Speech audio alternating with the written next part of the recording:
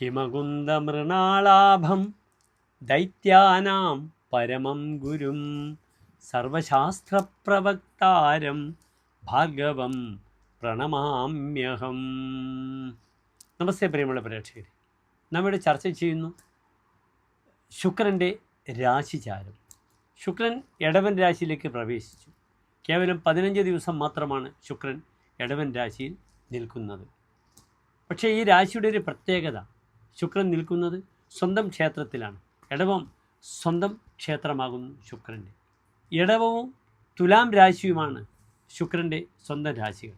ഇടവം സ്വക്ഷേത്രമാണ്, തുലാം രാശി മൂലക്ഷേത്രവുമാണ്. പിന്നീട് ഉച്ചക്ഷേത്രം വരുന്നത് മീനം, അപ്രകാരം നീചക്ഷേത്രം വരുന്നത് അതിൻ്റെ 7ാം ഭാവമായ കന്നി.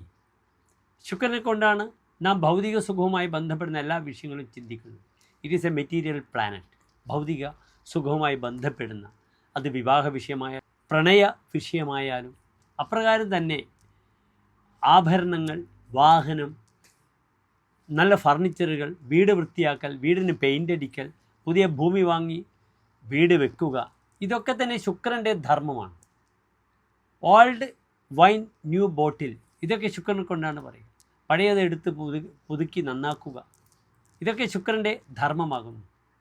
ശുക്രൻ ദേവാചാര്യനെ പോലെ തന്നെ അസുരാചാര്യനാണ്. പക്ഷേ 2 വ്യത്യാസങ്ങൾ. വ്യാഴം ആത്മീയമായ സുഖത്തെ പ്രദാനം ചെയ്യുന്നു, ശുക്രൻ ഭൗതികമായ സുഖത്തെ പ്രദാനം ചെയ്യുന്നു. ഒരു ജാതകത്തിൽ 4ാം ഭാവത്തിൽ വ്യാഴം വന്നാലും ശുക്രൻ വന്നാലും ഒറ്റ ഫലം മാത്രമേ വരാഹമിഹിര ആചാര്യൻ പറഞ്ഞിട്ടുള്ളൂ. എന്താണത്? സുഖി എന്നാണ്. അത് ഭൗതികമായ സുഖത്തെ പ്രദാനം ചെയ്യും.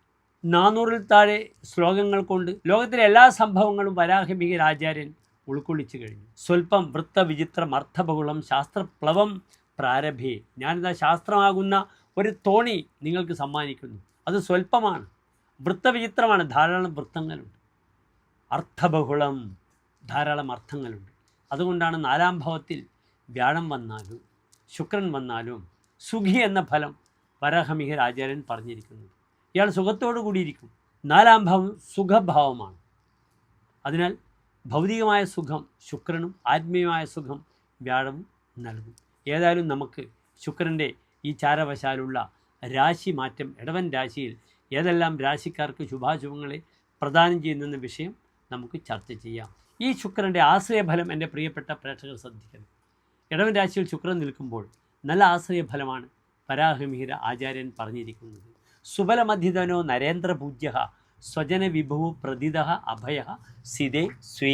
സ്വേ, സ്വന്തം ക്ഷേത്രത്തിൽ നിൽക്കുന്ന സിതൻ ശുക്രൻ എന്ത് പ്രദാനം ചെയ്യുന്നു? സുബലം, സുമതി, സുധനം.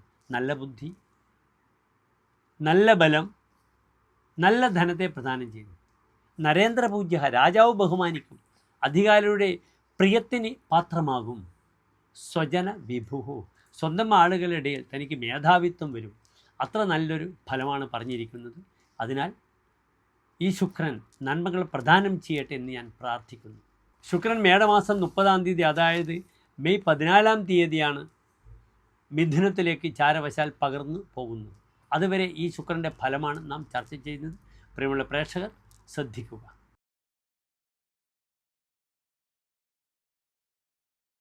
വിശാഖ നക്ഷത്രത്തിൻ്റെ അവസാനത്തെ 15 നാഴിക അനിഴം, തൃക്കേട്ട നക്ഷത്രങ്ങൾ വരുന്ന 2.25 നക്ഷത്ര സമൂഹം. ഇവിടെ വൃശ്ചികൻ രാശിക്കാർക്ക് ശുക്രൻ നിൽക്കുന്നത് 7ാം ഭാവത്തിലാണ്.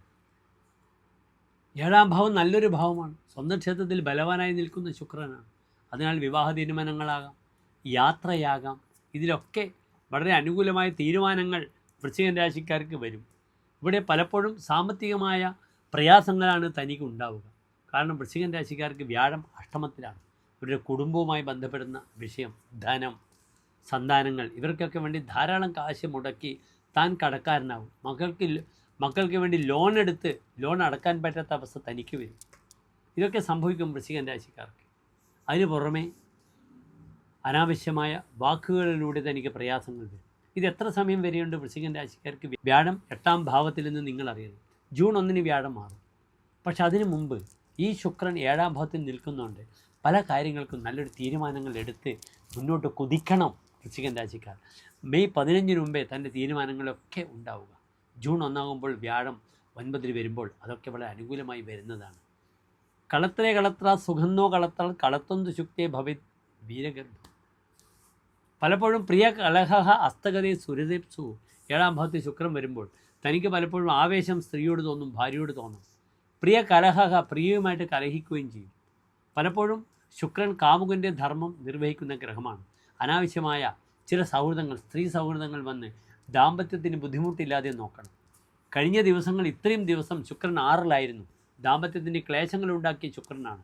പക്ഷേ ഇപ്പോൾ ശുക്രൻ എഴുന്നേൽക്കുമ്പോൾ പലപ്പോഴും പിരിഞ്ഞുപോയ ഭാര്യ അടുത്തു വരാം. അല്ലെങ്കിൽ വലിയ രീതിയിലുണ്ടായ സംഘർഷങ്ങളൊക്കെ മാറി കുറച്ചും കൂടി പോസിറ്റീവായൊരു സമീപനം ഫാമിലി ലൈഫിൽ ഉണ്ടാകുന്ന സമയമാണ്. പുതിയ വിവാഹ തീരുമാനങ്ങൾ ഉണ്ടാകണം. അപ്രകാരം തന്നെ വിവാഹങ്ങൾക്ക് കൂടാം. സൗമ്യ വിവാഹ ഘടന, താനുമായി ബന്ധപ്പെടുന്ന വിവാഹ തീരുമാനങ്ങൾ ഉണ്ടാവുക. സുദൃം ഭോഗാവാപ്തി എന്ന് ഫലം പറയുമ്പോൾ നല്ല ഉത്തമ സ്ത്രീകളുടെ സൗഹൃദങ്ങൾ ഉണ്ടാകാം ഈ ഒരു സമയത്ത്. അതിനാൽ അപകടത്തിൽ ചെന്ന് പെടാതെ നോക്കിയാൽ ഈ ശുക്രൻ വളരെ നല്ലതാണ്. ഇവിടെ നന്നായി വിവാഹം പെട്ടെന്ന് നടക്കാൻ വേണ്ടിയിട്ട് വരനായാലും വധുവായാലും ദേവീക്ഷേത്രത്തിൽ സ്വയംവര പുഷ്പാഞ്ജലി ചെയ്യുന്നത് വളരെ നല്ലതാണ്. ദാമ്പത്യത്തിൽ അഭിപ്രായ വ്യത്യാസങ്ങൾ ഉണ്ടെങ്കിൽ ഐക്യമത്യ അർച്ചന ചെയ്യുന്നത് വളരെ ശുഭമാണെന്നറിയുക. നന്ദി, നമസ്തേ.